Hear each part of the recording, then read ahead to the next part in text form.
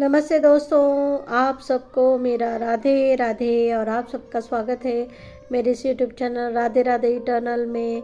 और मुझे पूरी आशा है कि कृष्ण भगवान उनकी कृपा दृष्टि आप पर बरसा रहे हैं और आप सब बहुत बहुत बहुत ज़्यादा खुश और संपन्न जीवन व्यतीत कर रहे हैं। तो दोस्तों, आ गई हूँ आज एक नई कहानी लेकर, जो कि एक साधु की कहानी है जिसको एक उसकी शिष्या ने ही आत्मज्ञान करवाया।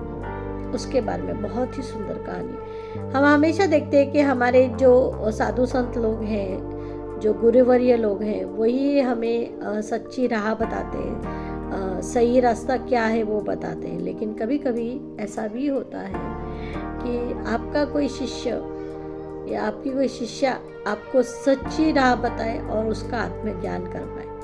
ज़रूरी नहीं है कि आत्मज्ञान सिर्फ संतों को ही करना आता है, एक सामान्य इंसान भी आपको आत्मज्ञान करवा सकते हैं। इसलिए हर किसी की बात ध्यान से सुनना चाहिए।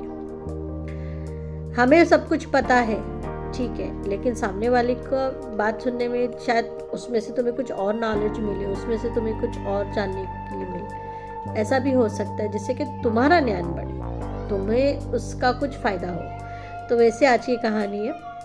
तो एक साधु थे, बहुत बड़े साधु थे और बहुत ही कर्तृत्ववान थे, मीन्स बहुत ही ज़्यादा ज्ञानी थे, सब थे। तो उनको एक बार ऐसी इच्छा हुई कि मुझे एक बहुत बड़ा आश्रम बनाना है अपने शिष्यों के लिए अपने जो भक्तगण हैं उनके लिए। तो इसीलिए वो क्या करते थे, हर गांव जाते थे, अपने शिष्यों को लेकर जाते थे। गांव में जाते थे, वहाँ पे दान मांगते थे, अपने आश्रम को बनाने के लिए डोनेशन मांगते थे और लोग देते भी थे, क्योंकि वो बहुत ही जानी मानी हस्ती थी, बहुत बड़े साधु संत थे, तो सब लोग उनको देते थे।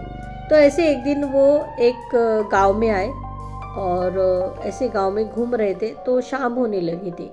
तो उनको लगा कि यहीं गांव में कहीं पे हम रह जाएंगे।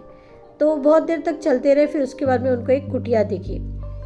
तो वो वहाँ पर गए। वहाँ पर जाने के बाद में उनको वहाँ पे एक बूढ़ी अम्मा दिखी।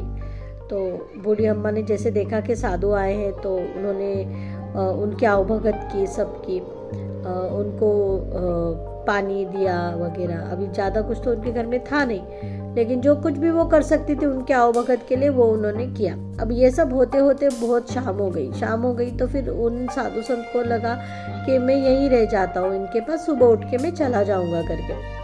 तो अभी साधु आए हैं ये सोच के फिर माता जी ने क्या किया कि उन्होंने खटिया बिछाई, उसके ऊपर उन्होंने गद्दा लगाया, उसके ऊपर उन्होंने तकिया दिया उनको सोने के लिए, और वो खुद ज़मीन पर एक चद्दर डालकर वो सो गए। और जैसे ही वो सोई, वो एकदम गहरी नींद में चले गए। बहुत ही सुख शांति से उनको नींद आई, ये साधु जी ने देखा। और साधु जी जहाँ पर खटिया पे सो रहे थे, गद्दा दिया था, तकिया दिया था, सब ऐशो आराम का उन्होंने उनको किया था, फिर भी उनको नींद नहीं आ रही थी।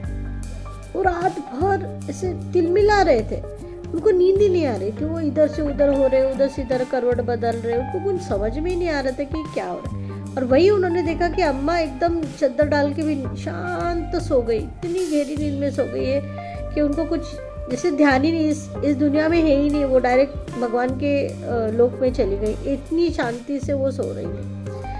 अब रात भर तो साधु यही सोचे कि इसको इतनी गहरी नींद कैसे क्या आ सकती है, मैं इतना साधु संत हूँ, इतना ज्ञानी हूँ, मुझ में इतना सब दिव्य शक्ति है, सब है, और मुझे नींद नहीं आ रही है, इसको कैसे नींद आ रही है।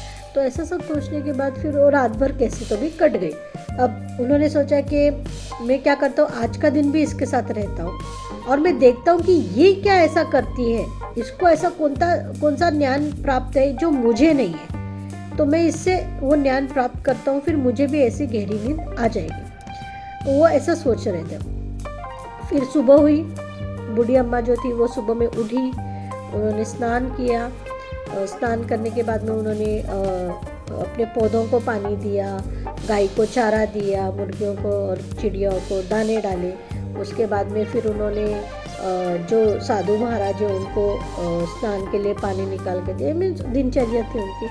उसके बाद में फिर उन्होंने थोड़ी देर बैठ के भगवान का जाप किया, भगवान की पूजा की, भगवान का जाप किया। और उसके बाद में फिर उन्होंने भोजन बनाया, सादा भोजन, एकदम सादा, कुछ था ही नहीं उनके पास ज़्यादा, जो भी था वो उन्होंने बनाया। उन्होंने साधु जी को दिया।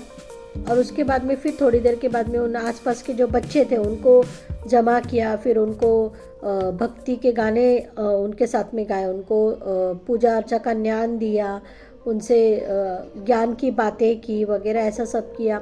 फिर वापस शाम हो गई, फिर शाम होने के बाद में फिर उन्होंने संध्या की, फिर से नहा धोकर संध्या बत्ती की, सब की, और फिर से उन्होंने एक सादा भोजन बना के उन्होंने गुरुजी के सामने रख दिया। अब ये रखने के बाद में गुरुजी जब सोने गए तो उनको लगा मैं पूछ ही लेता हूँ उनसे, नहीं तो मुझे नींद नहीं आएगी। तो उन्होंने उस बूढ़ी अम्मा से पूछा, माँ जी मुझे आपसे कुछ पूछना है। तो उन्होंने कहा पूछिए ना। तो मैंने आपको, अब आपने मेरे लिए इतना सब कुछ किया लेकिन मुझे नींद नहीं आई, लेकिन आप एक सीधी सादी चादर बिठाकर भी आप इतनी शांति से कैसे सो पाती हैं? आपको तकलीफ नहीं होती? आपको धरती चुभती नहीं क्या? ऐसा उन्होंने पूछा। तो माता जी ने इतना सुंदर उनको उत्तर दिया कि जब मैं सोती हूँ ना तो मैं दिन भर में जो भी मैंने सत्कर्म किए हैं, जो भी मैंने भगवान का नाम जप किया है या जो भी मैंने अच्छे काम किए, मैं उनके बारे में सोचती हूँ। और वो सोचते सोचते ही मुझे इतनी गहरी नींद आती है कि मुझे ऐसा लगता है कि मैं भगवान की गोद में सो रही हूँ। इसीलिए मुझे धरती चुभना या किसी चीज़ का एहसास ही नहीं होता। जब मैं दिन भर में कुछ अच्छे काम करती हूँ, उस अच्छे कामों को याद करते करते मैं भगवान की गोद में सो जाती हूँ, भगवान में लीन हो जाती हूँ और मुझे बहुत गहरी नींद आती है। और मुझे लगता है हर किसी को यही करना चाहिए। तो जब उन्होंने ये सुना साधु जी ने, तो उनको ये ज्ञात हुआ कि अरे मैं क्या कर रहा हूँ, मेरे पास तो इससे बहुत ज़्यादा ज्ञान है, मेरे पास तो इससे बहुत बड़ी शक्तियाँ हैं, लेकिन मैं क्या कर रहा हूँ, मैं अपने स्वार्थ के लिए आश्रम बना रहा हूँ और उस आश्रम के लिए मैं पैसा इकट्ठा कर रहा हूँ। ये मेरी भूल है, ये मेरी सबसे बड़ी भूल है, ये मैंने नहीं करना चाहिए। मैंने सिर्फ भगवान का नामस्मरण करना चाहिए, लोगों को ज्ञान की बातें बतानी चाहिए, उनको भगवान के बारे में अवचित कराना चाहिए कि क्या करने से भगवान को मोक्ष प्राप्ति, आपको मोक्ष प्राप्ति मिल सकती है। उनको अच्छा अच्छा ज्ञान देना चाहिए। और मैं हूँ कि पैसे और इकट्ठे करने में लगा हुआ हूँ, तो इसका उनको बहुत दुख हुआ। तो फिर उन्होंने उनकी उस शिष्या से उन्होंने सीखा कि सच्चा जो भक्त होता है उसको इन सब चीज़ों की ज़रूरत नहीं होती, उसे सिर्फ भगवान का नामस्मरण करना पड़ता है और अच्छी चीज़ें करनी चाहिए। सत्कर्म किया तो ही आप चैन से सो सकते हो। फिर दूसरे दिन उन्होंने जितना भी पैसा उन्होंने जमा किया था वो उन्होंने लोगों में बांट दिया। और उसके बाद फिर वो सिर्फ राम भक्ति करते रहे, भगवान की पूजा अर्चना करते रहे और भगवान में ही उन्होंने अपना आप को लीन कर लिया। तो ये थी आज की कहानी दोस्तों।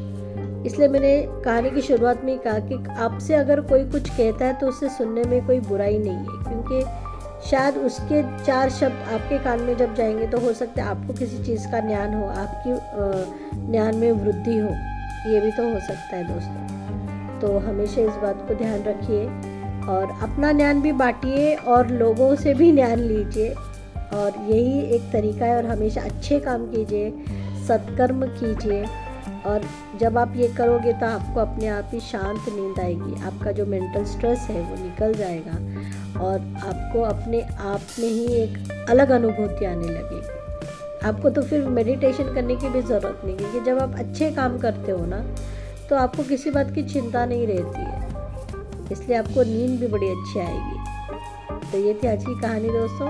तो मैं आशा करती हूँ आपको पसंद आई होगी, और अगर पसंद आई होगी तो प्लीज़ मेरे चैनल को लाइक, शेयर और सब्सक्राइब ज़रूर करें। मिलती हूँ आपसे फिर एक बार एक नई कहानी के साथ। तब तक आप सबको मेरा राधे राधे।